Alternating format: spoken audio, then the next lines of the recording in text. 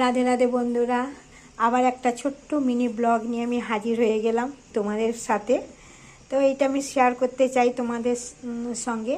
আজকে সরস্বতী পুজো, তাই সকলকে জানাই সরস্বতী পুজোর আন্তরিক ভালোবাসা ও শুভেচ্ছা। সবাই আনন্দ করছো, পুষ্পাঞ্জলি দিয়েছো, আমিও দিয়েছি। তো আমাদের বংশে একটা নিয়ম আছে, আজকের দিনে গোটার ডাল রান্না করতে হয়। অনেকের বংশে অনেক রকম দিয়ে ডালটা রান্না করতে হয়, কিন্তু আমাদের যেটা নিয়ম সেটাই আমি তোমাদের সাথে শেয়ার করছি বা দেখাচ্ছি। এই দেখো, গোটা এটা মুগ কড়াই।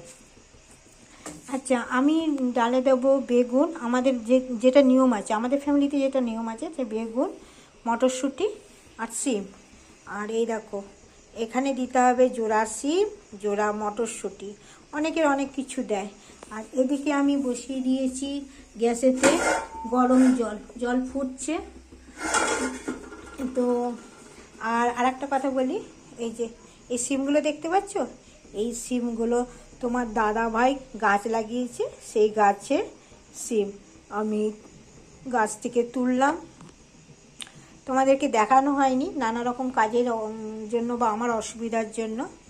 তো চলো, আর সূর্য ডোবার আগে ডালটা বসাতে হবে, তাই জন্য আমি এখন ডালটা বসিয়ে দিই, নাইলে সূর্য ডুবে গেলে আর ডালটা বসাতে পারবো না। যেটা নিয়ম সেটাই করছি।